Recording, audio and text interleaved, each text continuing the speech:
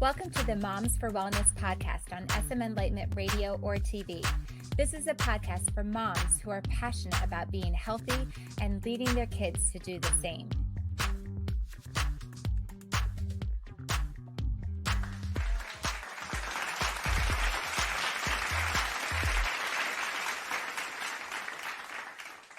Welcome back to the podcast, Mama. Well, have I got a treat for you today? I am so excited for my guest today because she brings a level of expertise that I certainly do not have.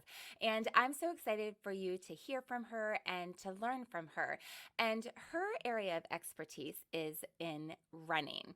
And I know that when I said that word running, you either got all excited or maybe you even winced a little bit. And today's conversation is going to be for both of you, whichever reaction you had, but especially for those of you who winced a little or just actually physically pulled back a little when I said running, because I know there's a lot of you who were about to just, press pause on the play button there when I said that. But the thing is, hear me out, because this is for you. For those of you who are like, no way, no how, I can't even run around my house, just hang in there with me, because you are going to be able to learn how to take that and progress further. And for those of you who have been thinking about, I know there's a lot of you out there, because I've had this conversation quite a few times in the past couple weeks about I think it would be really cool to be able to try to run a race, run a 5K, run a half marathon, but I have no idea how to do that. I don't even know how to go about doing that. Well, this is for you, because you are going to learn how to be able to do that. So my guest today is Beverly Asante Pushman. Beverly is a former competitive high school and university athlete turned couch potato who is now back on track as a half marathon runner. As a certified distance running coach and certified nutrition coach, Beverly has walked, or rather run, the talk. She has even written a book that has everything you need to know how to successfully run a half marathon with ease. Here to share with us how to make this transition from the couch to running the race is Beverly Asante Pushman. Welcome, Beverly. Hi, Jenny. Thank you very much for that warm welcome.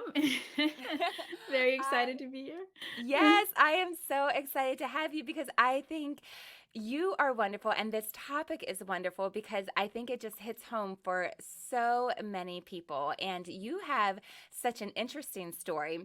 And we're definitely going to get into that. But I would love to start with the objections, because I can still hear it coming up from all these mamas, coming up with their excuses, but I'm not a runner. I don't have time. I mean, the list can go on and on, right? So tell us, what are the most common objections that you hear as to why people can't do a 5K or a half marathon, or just even get up off the couch?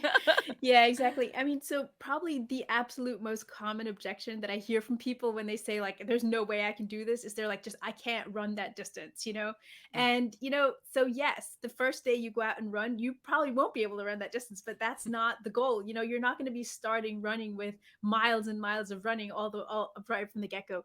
So basically what I always say to people is, like, let's say if you were going to get off the couch and you'd never run before in your entire life, or never had gym class or whatever it was, then you're going to be starting running with bouts of like 60 seconds of running. So it's not a lot, right? So I think and we're talking about running, not at the speed where Usain Bolt would sprint, but we're talking about like, a little faster than walking.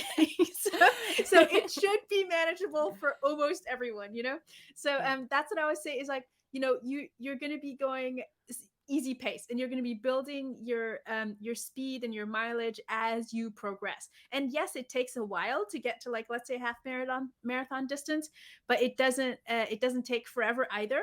and you'll just gradually be building up your mileage and your long runs every single week, and that's how you progress, right?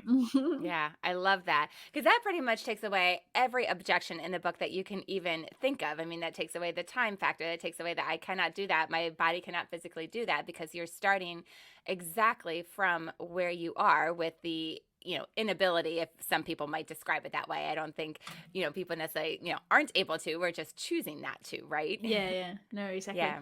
I mean, there is actually like one objection that's even a little trickier. So there are like sometimes people have a community around them that is discouraging them from running, which is actually kind of surprising to me that somebody would be discouraged. But sometimes, their friends or family or partner, it kind of discourages them from doing this. And what I always say to that is like find your community of runners, right? Because there's so many runners out there. You'll probably have some friends or some coworkers or some family or someone in your wider community that is a runner, or find a local running group, and you can get so much like energy out of these communities where runners do come together.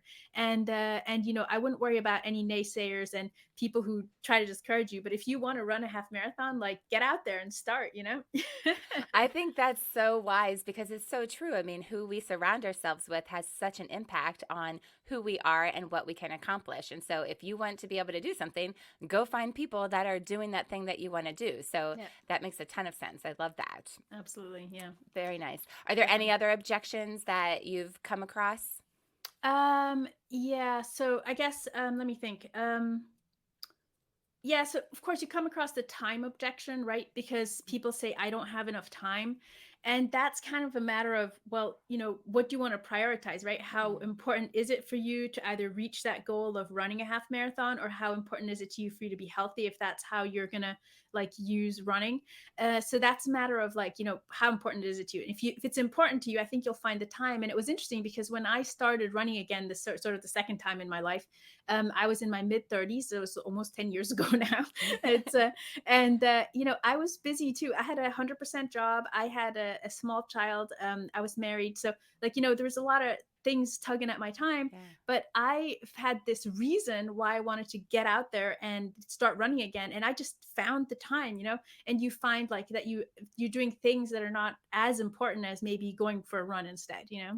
Yeah, I love that. That's so true because we will definitely prioritize the things that are important to us. And you mentioned the word reason. So I think that is really great. So let's talk about the reasons or the benefits why someone would want to train for a race or to run a race or just do the training and do that discipline. There's so many different reasons why someone would do this. What are the reasons that you see that are the greatest benefits?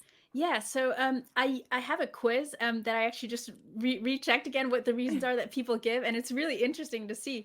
And so the top reason that people gave, probably about half the people that took the quiz said, get fit or stay fit. That is their Mm. primary reason, right? And that can have there's different reasons behind that. Okay, get fit is one thing. Sometimes it's because the doctors told them they got to get fit, Yeah, but exactly. sometimes it's kind of like we look down at our bellies and we're like, I think I want to Oh, get fit. yep. So there's different ones behind that one too. But then the second reason that people gave, the second most popular reason, which was about 30% of the answers, was because it was their bucket list item. So they wanted to like, Mm. run a half marathon, or they wanted to maybe go on to run a full marathon, but it was a bucket list item for them. And for some people, a bucket list item, the first one might be, I want to run a 5K or a 10K. You don't have to, Yeah. as a first race run a half marathon, but you can build up, and as you're training for a half marathon, you can do those other milestones on the way, right? Yeah. So that's like the next most common reason. Then actually, interestingly enough, one reason that people give is for the competition. So I Ah. find I find there's runners out there that just like to run and just kind of like to enjoy nature, and there's no competitive part around it. Mhm. And then there's runners who just absolutely love the competition. They also just love medals and t-shirts. That is the one thing.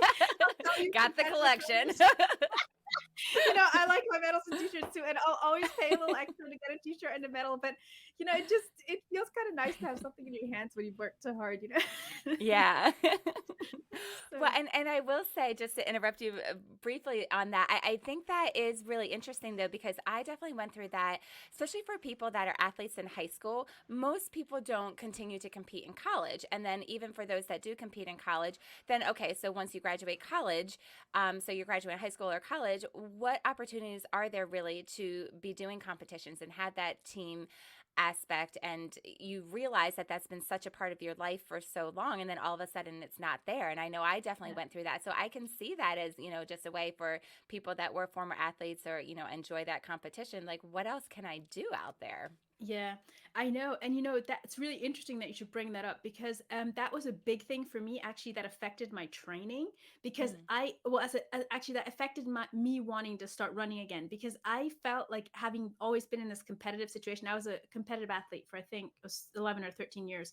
And I couldn't like just go for a run and enjoy the nature. Like it mm. wasn't possible. Yeah. It was competition time every Yep. time. And it was like it was so weird. And I also talked to other past athletes, and they said the same thing. It was really difficult for them to just go for a run and enjoy it, right? And so Yeah. that's kind of where I said I needed to set myself some goals. And like I'd been a sprinter in college, so I'd been done longer distances in high school, but I went down to the 400-meter in college, so it was a very short distance, and that's not really what I wanted to go back to. And I don't even think really for non-college athletes there's that many competitions.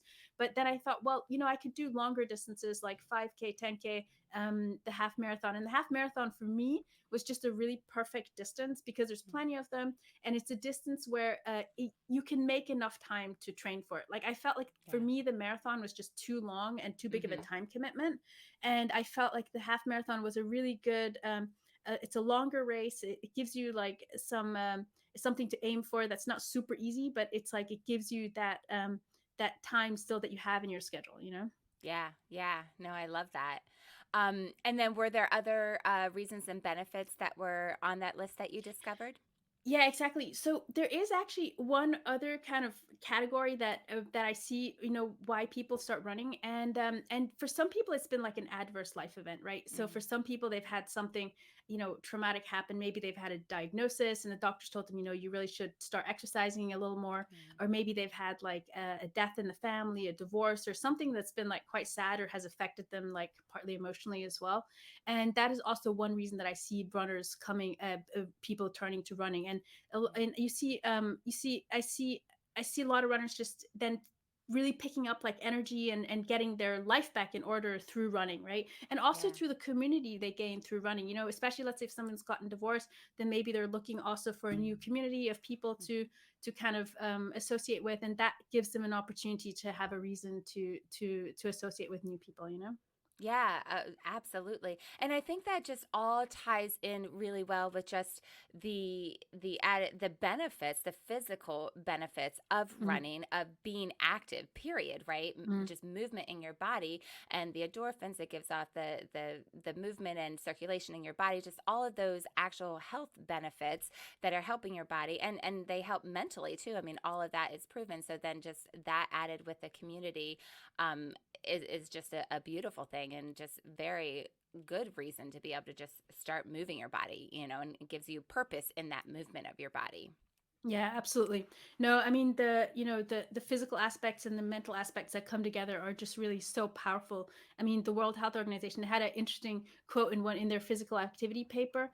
They said that physical activity has a significant health benefit for your heart, body, and mind. And I thought that was such a good Yeah. summary of like what it does for you. And obviously, it also helps you prevent the risks of certain diseases like cardiovascular disease, hypertension, diabetes. Also reduces the risk of some cancers, and there's reduces the risk of stroke. So there's also just a lot of benefits that you get that really are very tangible. So Yeah. Oh, I love that. Yeah, it's amazing. So if we haven't been convincing enough, maybe people are just like, oh, let me get up and just start walking now, start running now. So you started going into some of your stories. So share your personal journey with us. Like you started out as an athlete young in your life, and then things kind of went and changed. So take us on that journey of how you got to where you are now. Yeah. So for me, my running career, I'm gonna say the first phase of it started when I was 9 years old. Our I changed to a new school, and our sports teacher used to take us down to a field, and she'd have us run once or sometimes maybe twice around this field. And for me, this was like pure competition time. I always wanted to be the first that got to the end. It was a co-ed school, and I managed always to be second. So there was one boy that no matter what I did, I just couldn't beat him. And he was a really strong runner. And the others, sometimes I got the impression it wasn't so much they weren't necessarily fast runners, but they just weren't as competitive. And we were just kind of Yeah. chatting, and but for me, it was like I wanted to get there first. So yeah. So then that year in third grade, my teacher announced that there was going to be a race. So I went to this race, and we had to take a long bus ride down to the other side of the country. And I was kind of, felt kind of car sick, but I was like, okay, that's it. So I went out there and I just ran as fast as I could. And there's like this one girl kind of nipping at my heels, but I won the race. Yay! And then at the end, so I, went home very proud. My mom hung up the medal and the certificate, and she was just That's where it glowing, started. glowing First with medal. pride. Exactly. And then, it was so funny. The next year, my sports, she's okay, we're gonna have the same race again. I was like, you know what? I won this race last year. And she's like, yeah, but you may not win this year. And I was like, really? It's like, seriously? So then No I was like, naysayers. yeah, exactly. I was like, I'm gonna have to defend this title. So anyway, I went out there and ran that, whatever it was, mile or so, and won again. So that was Yay! like the second year. And then, it kind of continued. I went through middle school, high school, and I did different disciplines in high school. I was doing like everything from 400 to 1500 cross country. Did one very long race around I forget what is the miles, maybe 33 kilometers, so around Mhm. Yeah, that's something okay. like that. Yeah. Yeah, A long race. a long Lots of race. running. and then I went on to do college track, and I kind of always felt like I didn't have the discipline to like keep running after I got out of college, because I'd always trained with a team. So like that was like a really important aspect for me, is having this community and team.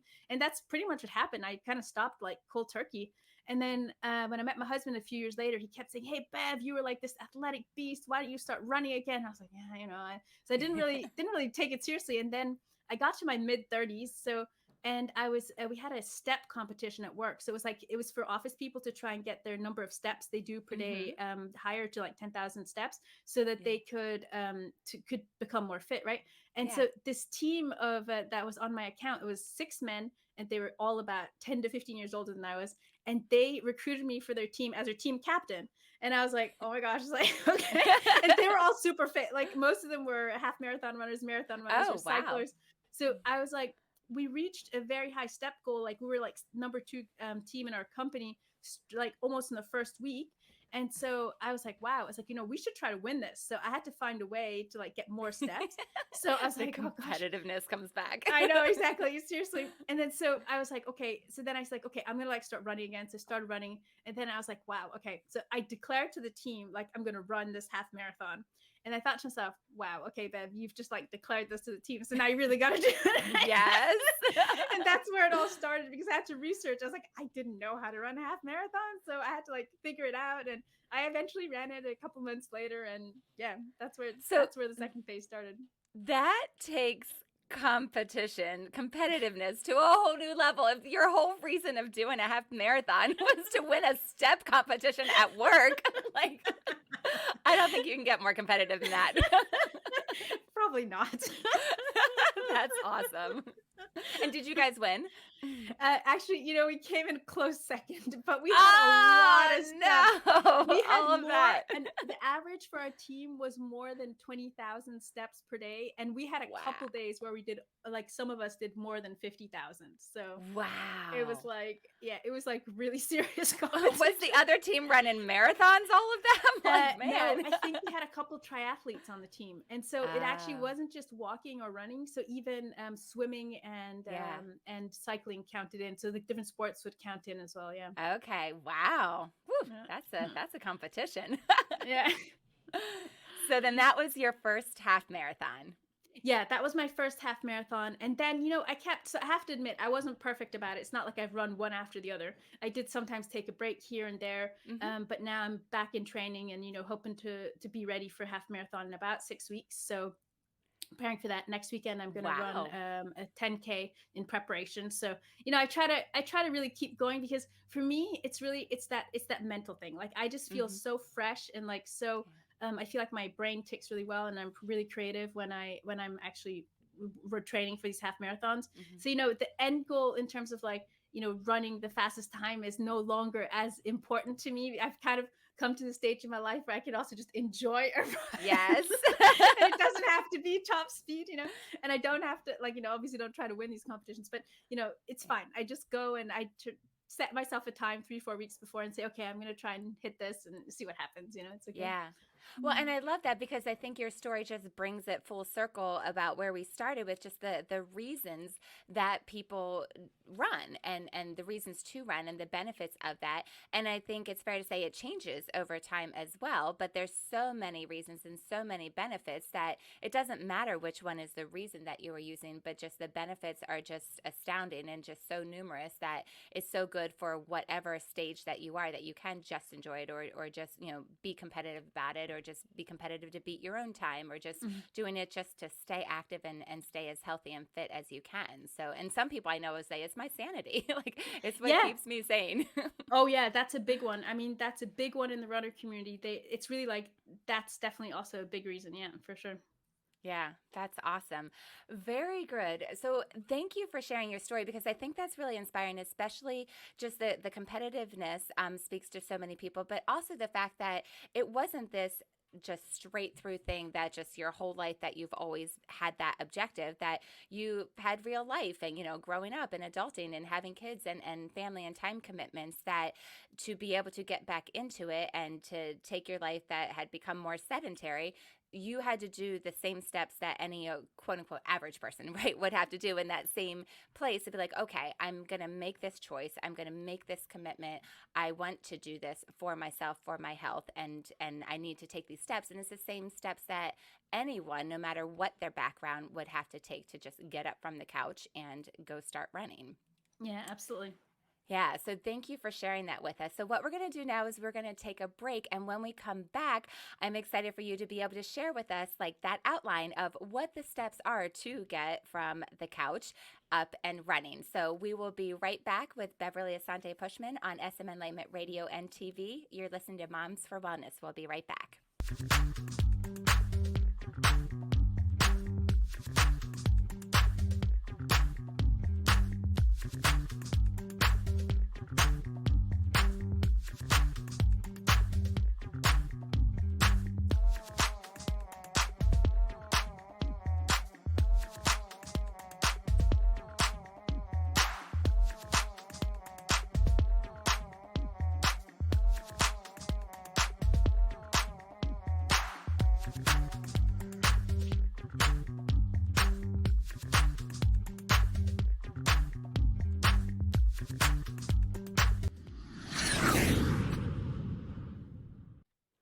All right, we are back on Moms for Wellness and on SM Enlightenment Radio and TV, and we are talking with Beverly Asante Pushman, and we are talking about how to go from the couch to running a race. So, yes, there's the couch potato. If you are not watching, you need to watch because we have great graphics. So yes, we are sitting here. We are couch potatoes. So let's get to us. Walk us through, how does this actually happen? How can I go from the couch to a half marathon? And not even just the couch, like definitely, I'm sure it's the same steps. But like I said, I've had this conversation with multiple people that are starting to get into running. They're like, I kind of like running. I would like to do a race, but I have no idea what to do. So start us from the beginning. Where do we start?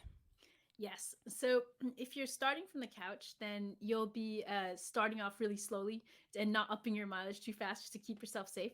But actually, to be very honest, if you're sitting on your couch right now and you want to start, like just get your shoes on and just take a walk. Like that's already Yes. one way to start getting up, right? Because I know a lot of us like sit in cars a lot, or we're Mm. sitting on public transport. But getting off your public transport a bit earlier or parking a little further away, those are all ways that you can kind of get to do to Ooh. get your basic fitness up, right? right? But so if you were going to start, so the first recommendation I would make is go to a running store, and not a sports store, but really a running store, and get yourself a good pair of running shoes. It's super Ah, critical because you can get all kinds of different shoes, but not if you go into a running store, somebody can look at your feet, they can look at how you walk or run, and they can get you the right kind of running shoes that will get you off to a good start, right? So yeah. that's the first recommendation I would make. And then the second recommendation is, if you're starting off the couch and you haven't really done much sports for a while, then I would say start with a couch to 5K plan, because with a couch to 5K plan, you can get started really slowly. The first couple times when you go out running, you'll be doing really short intervals of running. It's just like 60 seconds. So I think the first week you're even just walking.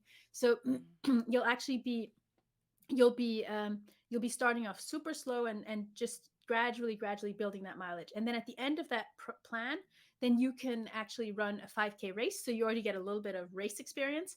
So you're building that experience that you're going to be using later on, right? So once you've gotten that goal done, there's also other introductory plans. You can use any kind of introductory plan to get started, but then you've got that first race. So then what you can do after that is you can go into like a low volume half marathon plan. So, pick one that fits the amount of miles you've been running per week. And then you can start from that. And then you'll be training probably anywhere from 3 to 5 times a week. And you'll start building the mileage slowly each week, a little bit more. And each week, your long runs that maybe you do on the weekend will start growing. And then all of a sudden, you'll be there on the start line of your half marathon and racing. I love it.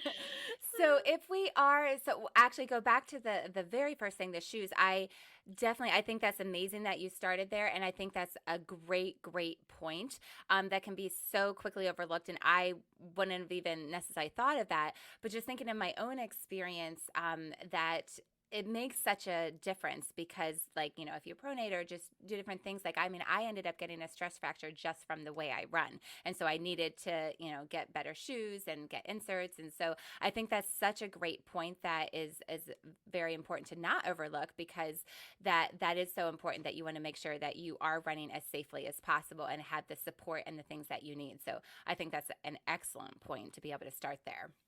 Yeah, absolutely. I think it's super important. I mean, that is also a point I have to say that I overlooked when I started running again. I pulled out my old running shoes from like, 15 years ago, whatever it was. And, one of the things is just also the foam in the shoes actually degrades over time, right? So Mm. even if they're 2 or 3 years old, they may not really protect you well enough. So really and also, I guess it's also like you change, and you change how you walk. So it's Mm. also just really Yeah. important to get something that fits your feet at that moment, right? Yeah. And also, isn't there something about like a certain mileage that, that your shoes last? Like, is that true? Yeah, they do have kind of a lifespan, right? And so, I mean, it's going to be different for different kinds of shoes, but I forget the exact number of miles. But Hmm. it's good to check, because you do, like, for example, some people on their app where they have their record their running, they also record what shoes they run with. So then Mm. you kind of know about how many miles you've done on your shoes. And what I would say, what's even more important actually, is to turn them over every so often and look at them. Because, for example, like, I have a gait where I tend to kind of run a little bit on my heels sometimes, so I tend to wear them off at the back faster than the mileage that they Ah. probably should be able to do. And I did have sort of a small injury because I hadn't turned my shoes over and wasn't aware of the fact that my shoes were really worn. So that was one of the things that I told myself, from now on, I'm always, like, once a month or every 2 weeks, I'll just turn them over and see what they look like. So that's also an indication. And also, when you go buy shoes, either for the first time or the next time, take a pair of shoes with you, because then the person in the store can look at how you're wearing the shoes down, and that gives them also some indications of how you run. So Ooh, those are really good. And I think the distinction that you said too, to go to a running store and get fit specifically for you, I think is so important, because it's not, there's so many shoes out there, there's so many brands out there, and they all do different things, right? And it might be like, well, I saw a commercial for this, or this is what everyone, quote unquote, seems to be wearing. But it's actually more important to get a shoe that fits you personally, for your needs, for your body, and for your reasons for using them, for running, because then there's all different sports and all different kinds of supports that you would need. So just getting one that's just like, oh, this is just the popular one, I saw this commercial, isn't necessarily what you need, and someone yeah. at a specialty store would be able to help you with that. Yes, absolutely. And I'll tell you a short story. I mean, the one of the when I kind of restarted running after I realized that my old shoes weren't going to do it, I went into a sports store, not a running store, as I've made all these mistakes. That's why I know not to make them again. But I actually walked out, and I walked out with shoes that weren't appropriate for running. So you'd have Mm. figured as a runner I would have known what running shoes look like, but it was a long time after I'd been running. So I walked out, and it was actually, funnily enough, was someone who'd in my office who'd been a professional athlete. He was actually a cycler, not a runner, but he looked at those shoes. He's like, "You do know those are not running shoes." And I was like, okay, no, I didn't realize. But so then I went into a running store and bought some running shoes. So I've made the mistakes before. Yeah. And it's interesting too, just saying there were just running shoes too, because especially for people that are transitioning from just athletes of different sports into the running world, there is that distinction too, because I'll never forget the first time I wore a pair of running shoes. And because I had always had cleats and I always, high tops for basketball, just different shoes for different sports, but never specifically for running. And when I got them, like I felt like I was running on a cloud. Like it was just so soft. I'm like, oh, maybe I can run. Like this is such a different experience. So I think that is really important to be aware of those differences too. Yeah. Yeah, absolutely. I mean, you hit the nail on the head. There's different shoes for different sports, and that is really, I mean, and also you don't want to end up with fitness shoes for running outdoors, right? And Mhm. also if you run on road or if you run on trail, you're probably going to get different shoes, and you may want, two pairs of shoes, or at least later when you start training more, you may want two pairs of shoes for different terrains, right? Yeah, yeah, that's amazing. So we got our shoes, and then you said, so get a, like, especially if we're going from the couch, get a couch to 5K plan. What do you mean by that? Yeah, so there's a program called Couch to 5K, which is essentially designed for if you're really just starting out as a runner, and basically what I should maybe also clarify is like a training plan is essentially it's a plan which it tells you by week or by day, how much you should run or how fast and how far, and so it kind of gives you some guidance on how to do the workouts, right? and uh, and the idea is really at the end is it gets you from having done pretty much nothing to getting you to be able to run that race, right? And so Yeah. there's different, like the Catch a 5K is one specific program, but there's also other introductory plans, like Runner's World has some introductory plans, and a lot of them are really good. So and yeah, so you can look at the different ones and check which one suits you best.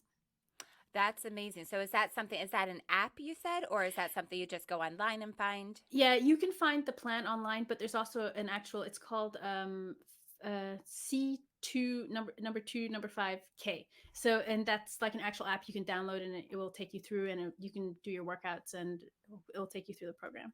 Ah, that's amazing. So then what kind of time commitment? So for someone that is a couch potato, just, not into the running thing, I need to start with the walking and start with the short, intervals of running in there. Like what kind of time commitment, just a general idea, like per day or per week are we looking Yeah. at to be able to start committing to? Right. So it starts off, you'll probably be running around, I'm guessing I think it's either 3 or 4 days. I think one might be optional. But around 3 days. And you're probably starting around 20 to 30 minutes, somewhere in that Okay. range, of like, not running all of it, but just, little bats of running and then walking in between. So you kind of run walking in the beginning and then building up to running that 5K. Awesome. And then do you know about how long those couch to 5Ks give for the training? Like if I started today, in how many weeks would I be able to expect that I could reasonably do that 5K? Yeah, so most of these introductory plans are somewhere in the range of 9 to 12 weeks. So depending on which one you pick. And some people like to pick the ones that take a bit longer to do just because Hmm. they've got a bit more time to build up. And other people say, okay, I'm good with a 9 week plan. So roughly, anywhere 8 to 12 weeks, I'd say is the Okay. range. Yeah, that's amazing. So then for someone that has been running, what are the differences? Like someone who is an athlete that's has been running on a regular basis, like, okay, now I want to be able to train for a race. What does that look like? Yeah. So let's say if you've been running, maybe you've done some 5Ks, maybe some 10Ks even, or maybe you've just been kind of running each week and not training for a specific race, but you already have kind of a basic fitness level. And let's say you can run for half an hour, 40 minutes. then, for example, you could actually transition straight into a half marathon plan. So then you would basically you could pick, depending on how much you'd been running, you might pick a low volume plan. And let's say you've been doing a significant amount of running, you could probably take a more advanced plan where you'll be running a bit more every week. Some people will choose to do a low volume plan just because of the time commitment. Mm-hmm. So it's like a couple factors you'll want to look at when you pick the training plan. You'll want to look at the starting mileage and the longest runs to see that it kind of matches with where you are right now. And Mm-hmm. then the other thing to check out is also just what does it build up to at the end of the plan, right? Because if you take a very high volume plan, you also have quite a significant time commitment usually towards the end of a half marathon plan. I mean, some of them even go into twice a day training, right? So if you had a Wow. very high mileage base, then if you pick the high volume plan, you could end up training twice a day, which may not suit some people's schedules, right? Mm-hmm. I mean, I've tried that before, and it is a bit tricky. I mean, especially when you've got kids, at the beginning, Yes. the end of the day, going twice a day, that's a big time commitment. So Mm-hmm. you got to pick what kind of suits you in terms of your level of training currently, but also your time commitment that you're willing to make over the time period of the plan. Sure. And for people that I know that have done that, like typically, and correct me if I'm wrong, like there's like, a longer run, and typically they'll do like on a Saturday when they would have that extra time to be able to commit to that. And then those plans kind of take that into account for that kind of a cadence, I guess, in the plan. Yeah, exactly. I mean, some plans will do it on Saturday, some on Sunday, but generally, like you can move the runs around a little bit. I mean, it's not, you shouldn't do like Okay. two really hard days in a row. But Hmm. if you're uncertain, then maybe you have a friend who's a coach, or you can ask someone like how to change the plan around if it doesn't quite suit your days. But generally, so I would say after most plans will have a rest day after your long run, but you can kind of shift them. And if it says Monday you do this, then you can kind of shift it by day. That shouldn't be a problem. Hmm. But yeah, so a lot of them will put the long run on the weekend because for most people that's the most convenient. Hmm. There are actually plans, and this is something to be aware of, that will do a long run every 10 days. So it'll be like 1 week on Sunday, 1 week on Wednesday. So it's kind of like that can alternate, but most plans don't do that. Most plans realize that for most people it's most convenient on Saturday or Sunday. So, but that's just something to be aware of, that some plans actually do build it in that way as well. Oh, that's interesting. So that's definitely something to take note of. So what I'm hearing is there's multiple plans that you can look at. So Mm. just kind of take a look through them. Are they typically something that you would, because I don't know, like if you're looking online or in a book or something that you could just kind of look through and see what it is, or you wouldn't have access to that before you would, purchase it Yeah, or. so most plans will give you kind of a rough description. Like they'll kind of tell you about where it builds up to in terms of time and mileage. They'll also tell you, facts like, normally when the long runs are, and like a bit the structure of the plan. You'll get an Okay. idea. And normally you get to see maybe 1 week or a couple weeks as sample plans. There's also some coaches that will actually allow you to download like a sample plan for the first couple weeks just to try it. And if you like it, then Mm-hmm. you can purchase the plan.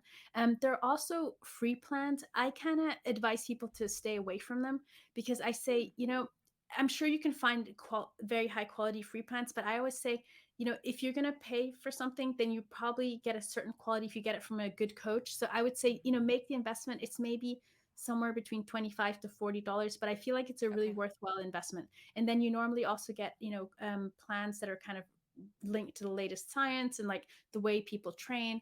And I've made really good experiences with that. And I've seen some of the free plans, and I thought, I don't know if you're doing yourself justice for doing all that training and then following a plan that might not get you to the goal that you should really, or that what you might want to reach, right? Interesting. So then, how would someone discriminate between what is considered a good plan and what is not a good plan? Yeah, I mean, so I personally have a couple people that I whose plans I really like, and the plans that I really like are from Matt Fitzgerald. I've used a lot of his plans. The Runner's World plans are pretty solid. I know a lot of people like the Hal Higdon plans.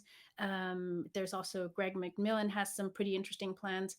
Then the other ones, which are kind of different, but some people really like that as well. I've not personally tried them, but is the Galloway method. So that's a run walk method, and that looks pretty interesting. So I've not made any experience with it, but I know a lot of people really like those as well. So I mean, those are ones you can start with and have a look at, and go from there.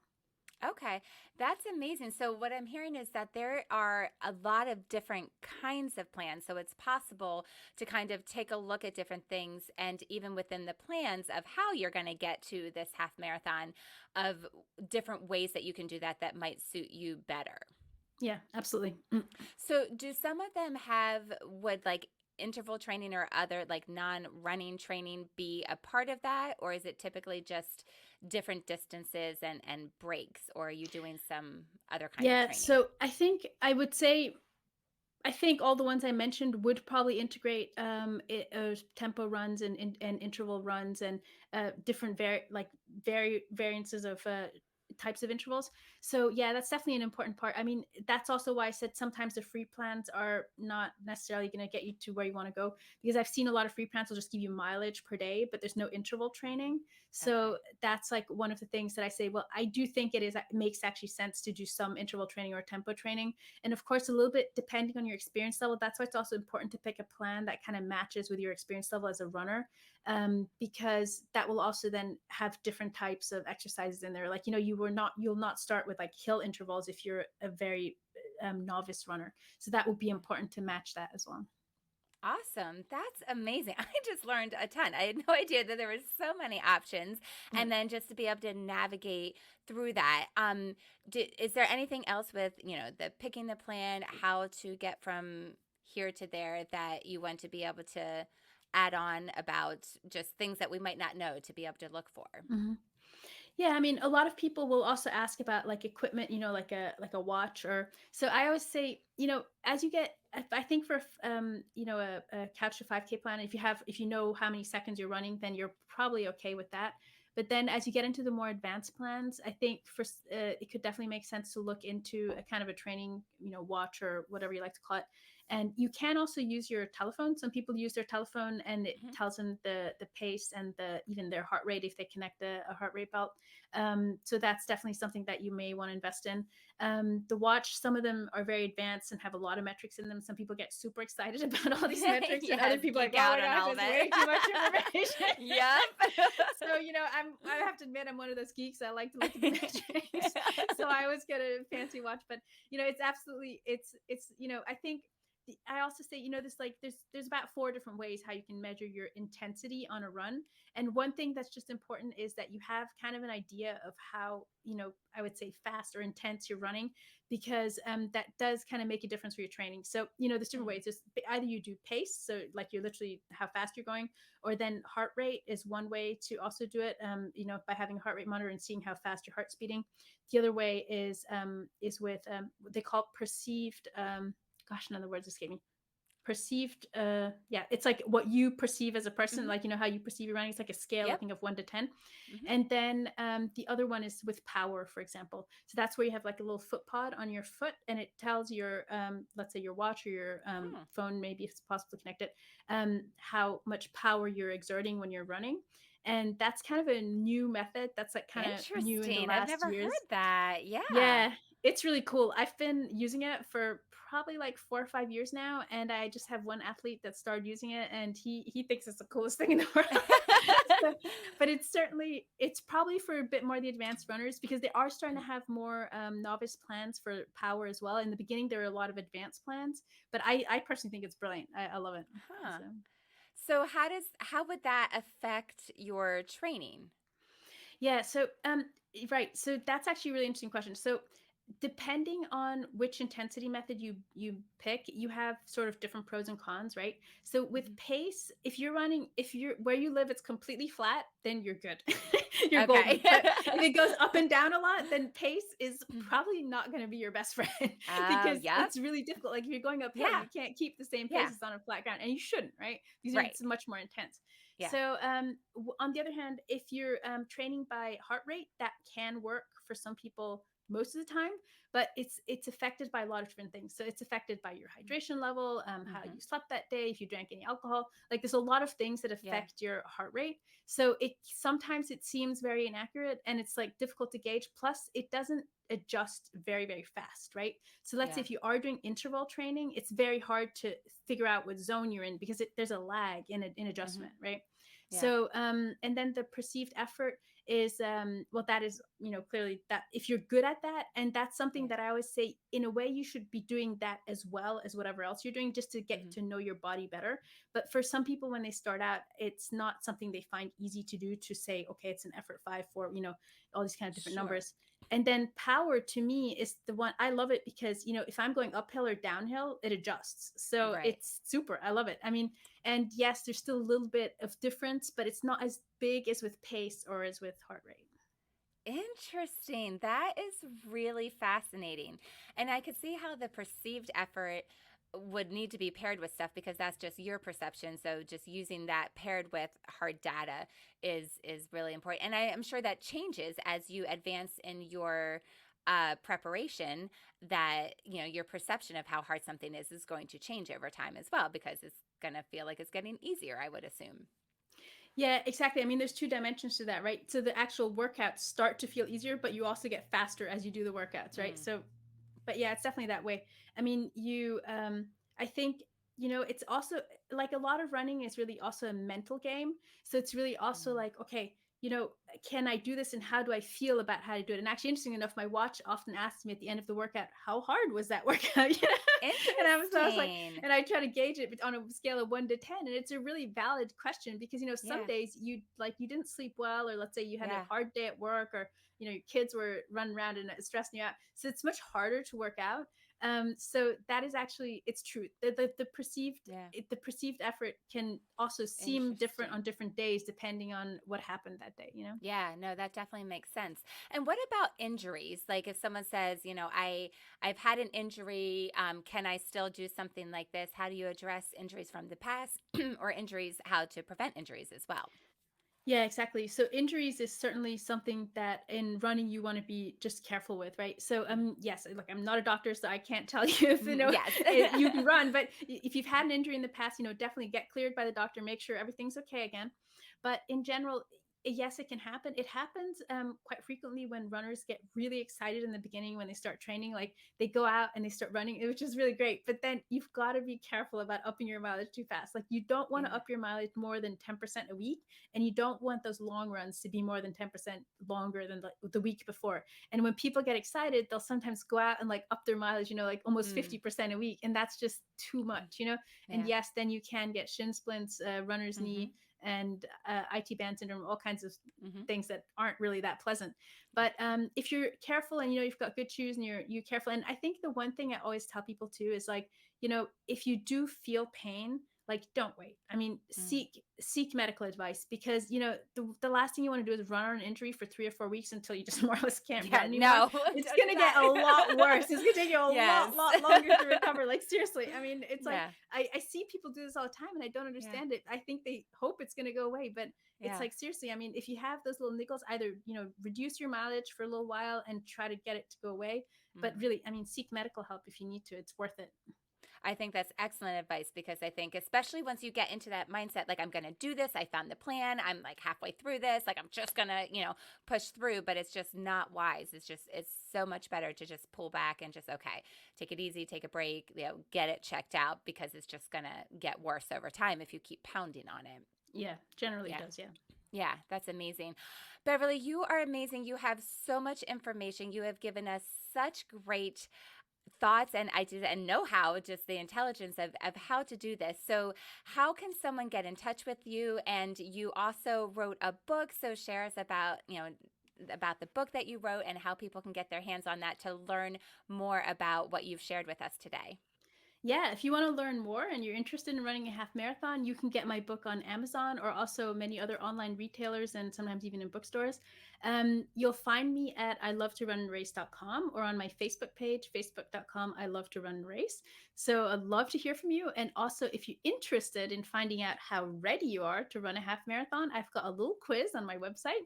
So you can go to the website and go to the very top right, there's a tab called quiz, and then you can find out how ready you are. That's amazing. I love that. And we will certainly link your website in our show notes as well. So they can just go there, be able to take your quiz, be able to get your book from there. So, Beverly, thank you so much for being here with us today. I learned so much. I know this is going to be such a great help to so many mamas out there. So, thank you so much for being here today. Thank you very much, Jenny. It was a real pleasure to talk to you today. Thank you very much. Thanks. That's a wrap. Thanks for joining me on SM Enlightenment Radio or TV, or joining me on the Moms for Wellness podcast. If you enjoyed this episode, please subscribe to the Moms for Wellness podcast and leave a 5-star rating or review. It really is helpful and we would be so grateful. I'm Jenny. Have a good one.